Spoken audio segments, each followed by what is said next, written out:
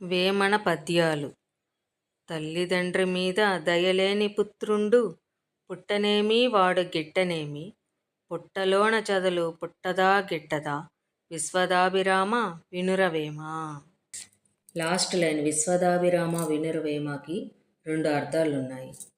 వేమన ఆలనా పాలన చూసిన ఆయన వదిన విశ్వదను, ఆయన ప్రియమిత్రుడు అభిరాముడిని వాక్యంలో చేర్చి వారికి శాశ్వతత్వాన్ని ఇచ్చినాడని ఒక అర్థం. రెండో అర్థము, విశ్వద అంటే విశ్వకారకుడని, అభిరామ అంటే ప్రియమైన వాడని, అంటే సృష్టికర్తకు ప్రియమైన వేమ వినుము అని ఈ వాక్యానికి మరో అర్థము. తాత్పర్యం: తల్లిదండ్రులపై దయలేని కొడుకు పుట్టినా ఒకటే చచ్చినా ఒకటే.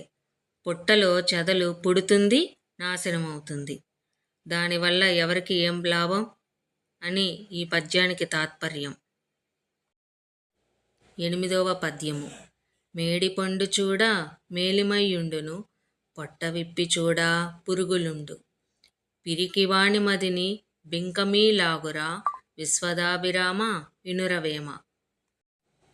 తాత్పర్యం: మేడిపండు పైకి నిగనిగలాడుతూ ఉంటుంది, కానీ పొట్ట చీల్చి చూస్తే పురుగులుంటాయి. అట్లాగే పిరికివాడు పైకి బింకంగా కనిపించినా వానిలో పౌరుషమేమీ ఉండదు అని ఈ పద్యానికి తాత్పర్యం. పిల్లలు దీన్ని బాగా విని 1కి 2 సార్లు పలికినట్లయితే మీకు ఇది చాలా తేలిగ్గా వస్తుంది. మీకోసమే ఇది నేను ఇలా చేశాను. ఇది మీకు నచ్చినట్లయితే నా ఛానల్ని లైక్, సబ్స్క్రైబ్ అండ్ షేర్ చేయండి.